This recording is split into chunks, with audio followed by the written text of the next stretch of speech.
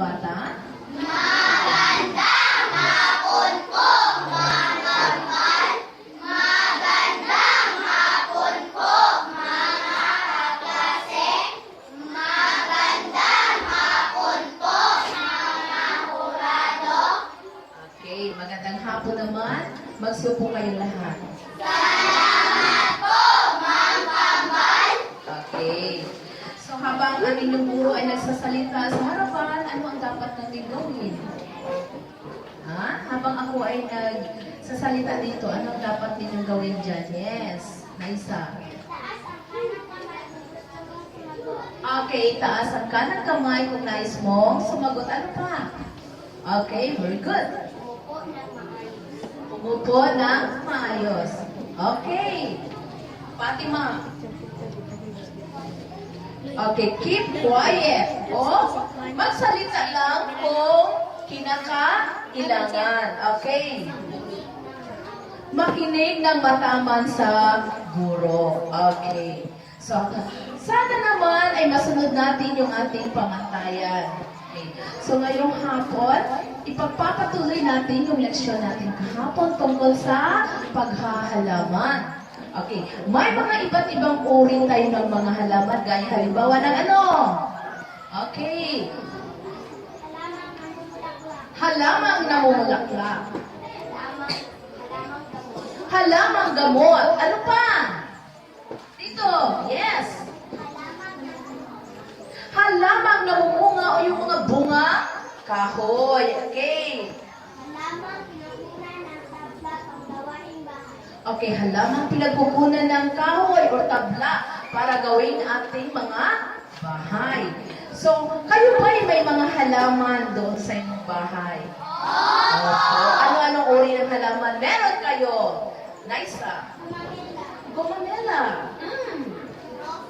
Rosas. Santan. Oh, magaling. Dito sa ating paligid, may nakikita ba kayong mga halaman? Okay. Anong halaman ang nakikita niyo dito? Tingnan. Sino makasagot? Halaman. Wala kayong alam na halaman sa ating paligid? Malunggay. Okay. Tingnan ninyo ang mga tanim natin sa paligid. Matataba pa ba ito? Hindi na po. Bakit kaya ito hindi na mataba? Marjorie. Hindi na daw ito mataba dahil ginagamitan daw ito ng mga pamatay peste o yung tinatawag na pestisidyo. Ano pa ang dahilan? Mayroon pa ba? Okay. Okay, nawala na daw ang taba ng lupa. Saan kaya ito nagpunta? Okay? Yes? Okay, dinala daw ito ng agos ng tubig, mga bata. Kaya nawawala daw yung taba ng ating lupa. May posible pa ba manumbalik ang taba ng ating lupa, mga bata? Opo. Sa paanong paraan ito manunumbalik upang maging mataba ang ating mga halamanan? Paano? Walang sagot. Ano ang gagawin natin? Yes! Okay, gagamitin daw natin ito na abono. Okay. So mga bata, ang mga magsasaka ngayon ay gumagamit na ng abono upang maging mataba ang kanilang mga halaman. May mga uri tayo ng abono. Ito ay ang organiko at di-organiko abono. So alin kaya dyan ang magandang gamitin ng mga magsasaka? Kundi kayo, halimbawa, kayo ay makabili ng malawak na lupain at balak niyong magtanim ng mga halaman. Ano kayang abono ang dapat ninyong gamitin? So ngayong hapon ay ating masasaksihan ang isang debate tungkol aling abono ang gusto mong gamitin? Organiko o di-organiko? So, pakikinggan natin mabuti para alam natin ang ating gagawin pag tayo na ay magkakaroon na ng malaking halamanan. Okay, tinatawagan ko si George ba upang ipresenta sa inyo ang ating mga kalahok. Isang magandang hapon po sa inyong lahat. Ako po ay nagagalak na ipresenta sa inyo ang mga kalahok sa gagawing debate sa hapong ito. Tinatawagan ko ang mga kalahok sa paggamit ng organikong abono na pumasok na sa silid-aralan.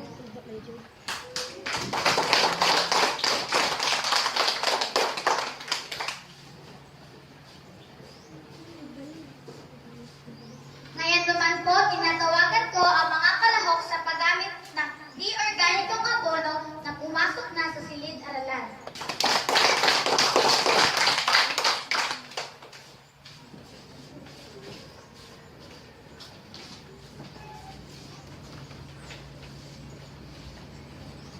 Ang susunod ko pong tatawagin ay ang mga hurado sa gagawing debate sa umagang ito. Ay, hapong ito. Si Ginang Leo P.M. Cuendang, ang advisor ng ika-6 na baita. Si Ginang Fidela R. Bayo, ang advisor ng ika-1 baita. Alunggan. Chairman ng mga hurado na walang iba kundi ang advisor ng grade 1 Carrot na walang iba kundi si Ginang Rosalia P. Fernandez. Palakpakan po.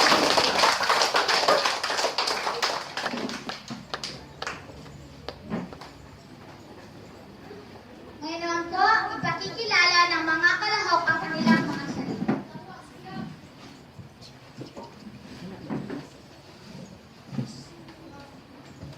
Magandang hapon, Ma'am Kambal. Magandang hapon, mga kaklase.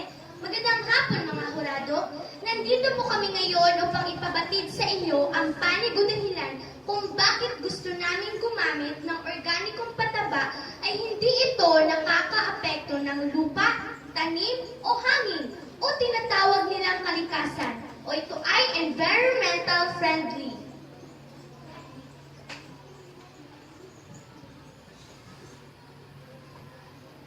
Marami po tayong makukuhang materyales sa paligid na kailangan sa paggawa ng organikong pataba. Mas mura ito kumpara sa komersyal na abono. Ligtas pa at walang kemikal ang ating kakainin, gulay o prutas kung gagamitan ng organikong abono. Malalaki at malulusog ang bunga ng halaman kung gagamit ka ng organikong abono. Manunubalik ang taba ng lupa kung palagi tayong gagamit ng organikong abono.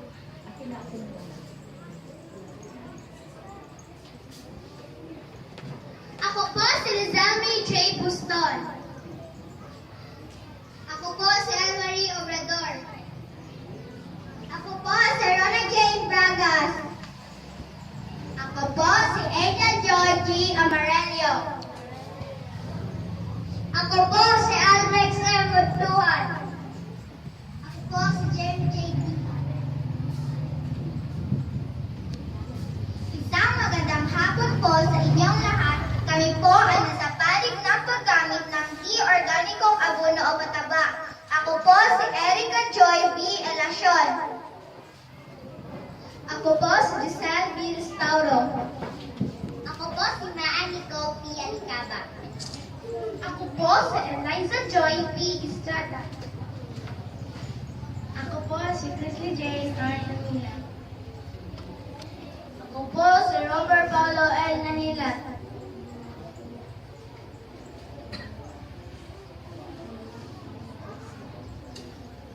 Ang isa sa dahilan po na nasa panig ako ng paggamit ng di-organikong abono o pataba ay madali ang epekto nito sa mga tanim. Matataba po at malulusog ang mga tanim kung gagamitan ito ng di-organikong abono o pataba. Malaki po ang mga bunga ng mga gulay at prutas kung gagamit ka ng organikong pataba. Madali po ang pag-apply nito sa mga tanim. Marami po tayong mabibili sa pamilihang bayan. Marami pa po tayong pagpipilian.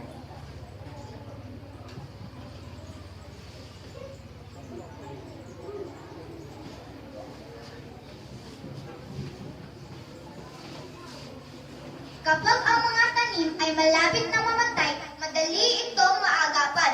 Kung gagamitan mo ng di-organikong abono o pataba, hindi ka na maghihintay ng ilang linggo o buwan upang umapekto ito. Kung ang organikong abono o pataba ang ilalagay mo, ay malamang patay na ito bago pa umapekto. Bilang isang magsasaka, kung gagamit ka ng organikong abono, huwag mo nang hintayin pang pumayat ang iyong tanim. Bago mo ito lagyan ng abono para hindi ito mamatay.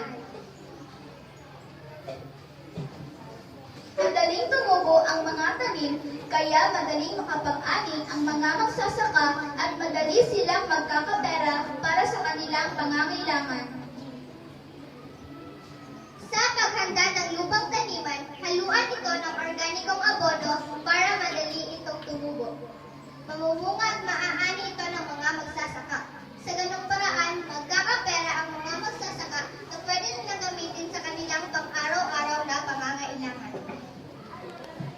Sa paggamit ng inorganikong abono, mas nakakasigurong magsasaka na maganda, marami at matataba ang kanilang mga tanim. Pag gumamit ka ng organikong abono, ay lalo pang lalaki ang mga bunga na iyong mga tanim. Magiging malusog ang mga bunga. At higit sa lahat, marami ang gustong bumili nito dahil wala itong halong kemikal na nakakasira sa kalusugan ng mga tao.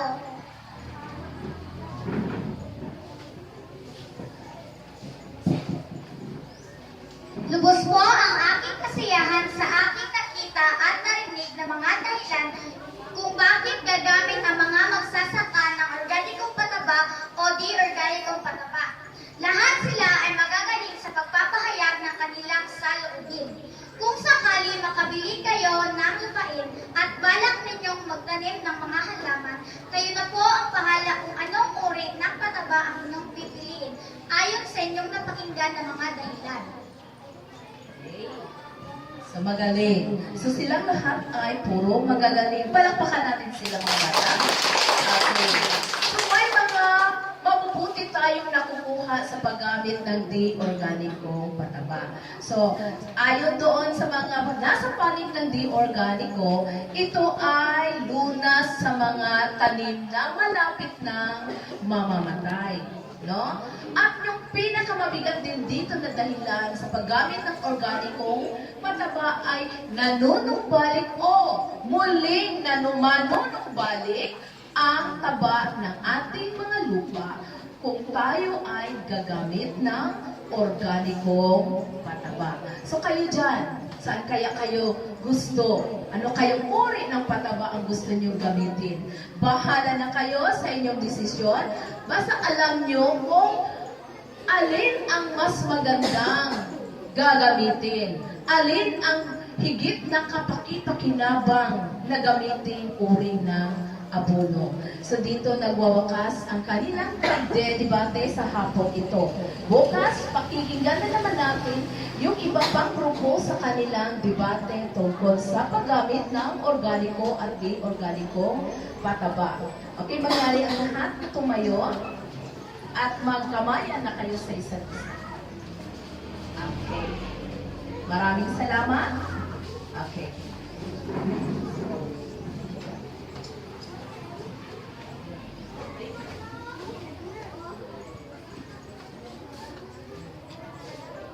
Maraming salamat po sa inyong pakikinig.